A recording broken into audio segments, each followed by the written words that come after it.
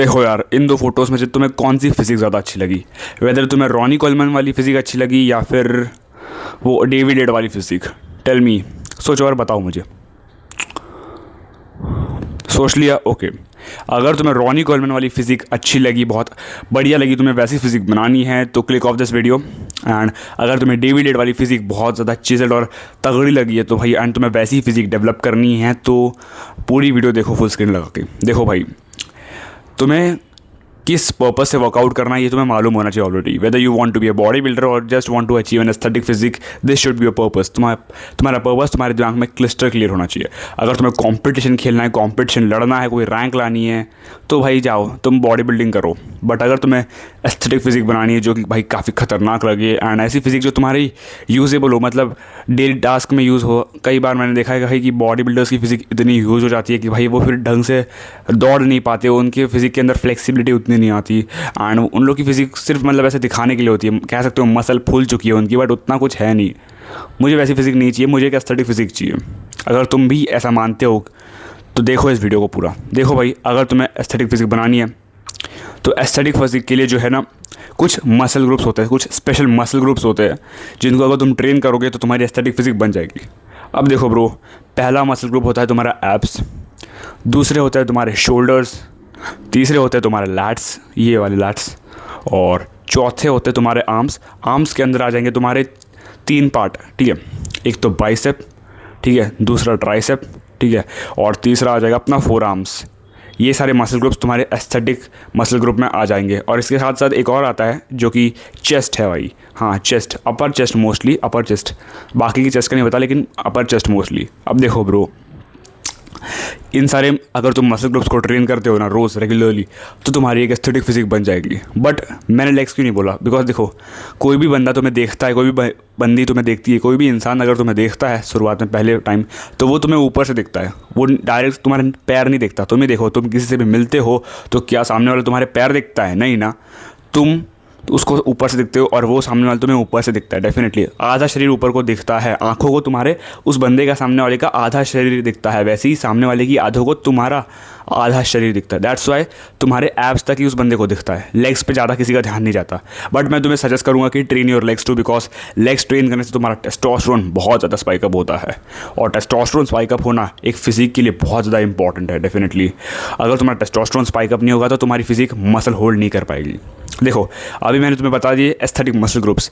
अब ट्रेन कैसे करना है? देखो, तुम जिम में हो तो click of this video, because gym वाले मत देखे, बिकॉज मैं कभी खुद नहीं जिम गया एंड दैट्स वाई मैं तुम्हें वो सजेस्ट नहीं कर सकता। बट हाँ, मैं होम वर्कआउट करता हूँ एंड मैं तुम्हें होम वर्कआउट से रिलेटेड दे सकता हूँ सजेशंस। अब देखो भाई, होम वर्कआउट में बहुत ज़्यादा एक्सरसाइजेस आ जाएंगी तुम्हारे लिए। बट देखो, लोग क्या करते हैं ना, लोग होम वर्कआउट को अंडर एस्टिमेट कर लेते हैं। लोगों को लगता है कि अंडर एस्टिमेट ही करने लायक चीज़ है, होम वर्कआउट से भला क्या ही हो जाएगा bro. But no, that's not gonna happen. देखो, होम वर्कआउट पे भी बहुत ज़्यादा एक्सरसाइजेस है एक्चुअली में, जिनसे तुम अपनी मसल्स को बहुत ज़्यादा पावरफुल बना सकते हो। बट तुम्हें मेन क्या करना है, ट्रेन कैसे करना है, मैं तुम्हें वो बताता हूँ। देखो, अगर तुम्हें होम वर्कआउट में ट्रेन करना है ना तो तुम्हें फेलियर तक ट्रेन करना पड़ेगा। फेलियर के बियॉन्ड, मतलब तुम्हारा मसल कोई भी रेप्स कर रहा है किसी भी एक्सरसाइजेस का, तो वो रेप्स नहीं कर पाना चाहिए। एक पॉइंट के पास ऐसा आना चाहिए कि तुम्हारा पूरा शरीर कांपने लग जाए भाई, पूरा शरीर की हड्डियां चटक जाए, पूरा एकदम ऐसा कांपने लग जाए, थरथराने लग जाए, बट तुमसे वो एक रेप नहीं उठ रहा। मान लो तुमने एक डंबल लिया, होम पर ख़रीदा, और तुमने उसे डंबल छोड़ो, चलो होम वर्कआउट है ना, डंबल अगर तुम खरीद सकते हो तो खरीदो, अफोर्डेबल है डंबल्स काफ़ी ज़्यादा। नहीं तो तुम क्या करो, एक बैकपैक ले लो। बैकपैक से मान लो तुम बाइसेप कर्ल मार सकते हो, उससे ट्राइसेप मार सकते हो। एंड मान लो फेलियर क्या होता है मैं बताता हूँ। मान लो मैंने 20 रैप मारे, अब 21वां रैप मेरे से ऐसे हो जा रहा है, मतलब देखा तुमने, मेरा पूरा शरीर कांप जा रहा है बट मेरे से वो एक रैप उठ नहीं रहा। मतलब मैं अपना पूरा शरीर का जान लगा के भी वो रैप नहीं उठा पा रहा।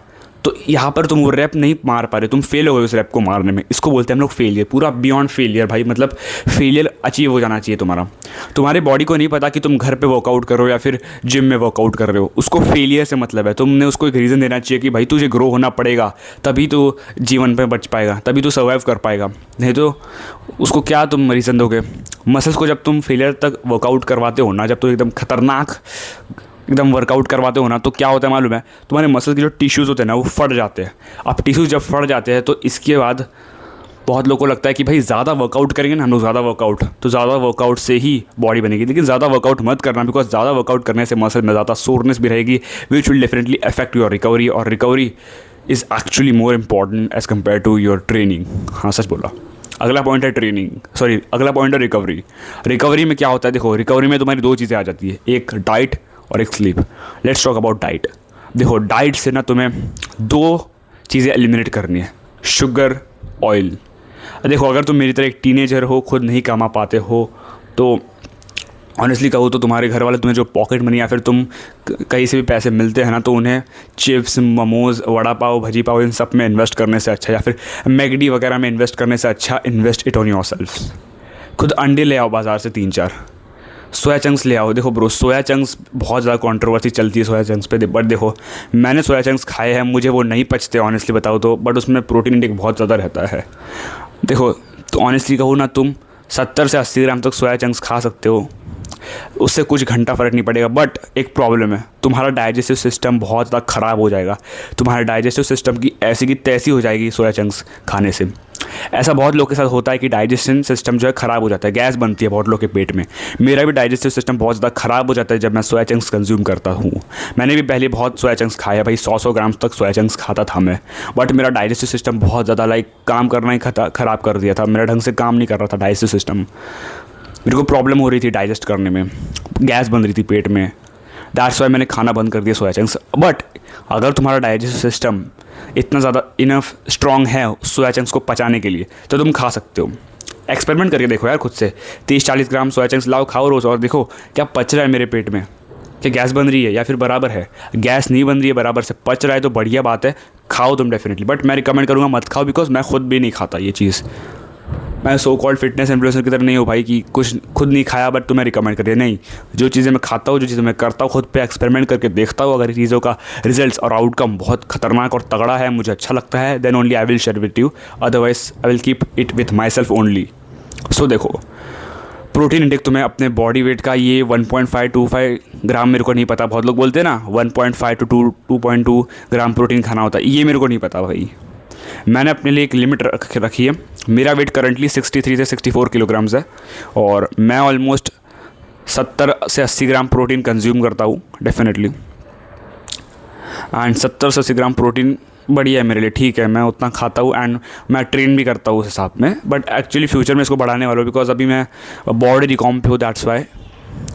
देखो तुम्हारे डाइट के हिसाब से, बजट के हिसाब से, अगर तुम टीनेजर हो तो तुम डेफिनेटली उतना नहीं कमा पाते होगे, तो तुम अपने हिसाब से मैक्सिमाइज प्रोटीन रखो, ज़्यादा से ज़्यादा एग्स ऐड करने की ट्राई करो। मैं दिन के 8 अंडे खाता हूँ, हफ्ते में 5 बजे दिन, एंड बाकी के rest of the 2 days I have paneer in my diet, that's why मैं हफ्ते के 5 दिन 8 अंडे खाता हूँ। तुम कर सकते हो, ज़्यादा भी कर सकते हो, बट मेरा बॉडी वेट उस हिसाब से 8 अंडे को अलाउ करता है, बट इसलिए मैं खा रहा हूँ। अगर तुम्हारा बॉडी वेट कम है, 50 से कम है, तो तुम 8 नहीं, तुम 4-5 से शुरू कर सकते हो। मैंने भी स्टार्ट 2 अंडों से किया था, मैं 8 अंडों तक आ चुका हूँ। तुम्हारा बॉडी वेट अलाउ करना चाहिए, बट कोई नहीं, एटलीस्ट जो भी बंदा इस वीडियो को देख रहा है, उस बंदे ने 7-8 या 10 अंडे तो दिन के खाने ही हैं एटलीस्ट भाई। देखो इतना अंडे खाने से तुम्हारा प्रोटीन बहुत ज़्यादा मिलने लग जाएगा, इंटेक बढ़ जाएगा तुम्हारा। एंड अंडों का कैसा है ना ब्रो, अंडे एक वरदान टाइप की चीज़ है, बिकॉज अंडे का जो बायो अवेलेबिलिटी है ना प्रोटीन का, मतलब जितना प्रोटीन तुम्हारे शरीर में अब्जॉर्ब होता है, अब प्रोटीन तुमने खा लिया लेकिन अब्जॉर्ब भी तो होना चाहिए ना। तो वो जो अब्जॉर्प्शन परसेंटेज है ना अंडों का, वो ऑलमोस्ट 95% to 100% है, मतलब ऑलमोस्ट तुम जितना खा रहे हो उतना शरीर में लग रहा है। नहीं तो अगर तुम ज़्यादा सोया चंक्स खाओगे तो और सोचोगे कि भाई इससे प्रोटीन मिल रहा है, बट वो शरीर में पचेगा नहीं, तो क्या घंटा प्रोटीन मिलेगा, खाक प्रोटीन मिलेगा, कुछ नहीं प्रोटीन मिलेगा। सो मेक श्योर कि तुम जो भी प्रोटीनेशियस चीज़ें खा रहे हो, वो चीज़ें तुम्हारे शरीर में पूरी तरीके से लगनी भी चाहिए। अगर लग नहीं रही तो खा के कुछ फ़ायदा नहीं है, it's effortless, it's worse actually, useless हो गया फिर वो प्रोटीन सोर्स खा के, फिर तुम्हारा कोई मतलब नहीं है प्रोटीन खा के, तुम्हारी मसल की रिकवरी फक्ड अप होगी, and definitely will be not able to build any muscle. अब देखो ब्रो, अगर तुम्हें अपने प्रोटीन को पूरी तरीके से पचाना है, जो खाते हो पेट में डालना है, तो मैं अभी तुम्हें एक पॉइंट देने वाला हूँ। देखो तुम्हें हाई प्रोटीन बायो अवेलेबिलिटी वाले फूड खाने पड़ेंगे डेफिनेटली, ऐसे फूड जिनकी प्रोटीन बायो अवेलेबिलिटी बहुत ज़्यादा है, जैसे कि एग्स हो गया। एग्स का मैंने तुम्हें अभी बताया जस्ट, जितना खाते हो उतना लगता है। अगर अंडे में 6 ग्राम प्रोटीन है, एक अंडे में 6 से 7 ग्राम प्रोटीन होता है, तो तुम जितना खाओगे उतना तुम्हारे शरीर में ऑलमोस्ट लगता है। तो तुम्हें इस हिसाब से खुद से रिसर्च करनी है कि किस किस फूड की प्रोटीन बायो अवेलेबिलिटी बहुत ज़्यादा है एंड किस किस की बहुत कम है। तो जो ज़्यादा है ना, तुम्हें ट्राई करना है कि तुम उनको अपनी डाइट में ऐड कर लो, बिकॉज जो ज़्यादा है डेफिनेटली वो तुम्हारे शरीर को जल्दी लगेंगे। उनको खाने से तुम्हारा शरीर उनको जल्दी जल्दी डाइजेस्ट करेगा, तुम्हारी बॉडी को जो है ज़्यादा प्रोटीन मिलेगा, अब्जॉर्प्शन बढ़ेगा and definitely you will recover fast. अब देखो, स्लीप तुम्हें ज़्यादा से ज़्यादा 7 से 8 घंटे की नींद लेनी है, उससे ज़्यादा मत लो, बिकॉज डेफिनेटली अगर तुम टीनेजर हो, ऑफिस गोअर हो या फिर कॉलेज में हो तो डेफिनेटली 7 से 8 घंटा is more than enough for you guys. Office वाले हो तो भाई तुम्हारा 9 to 5 रहता होगा, तो डेफिनेटली सुबह सुबह 9 बजे तक तो तुम आराम से 8 घंटा सो सकते हो।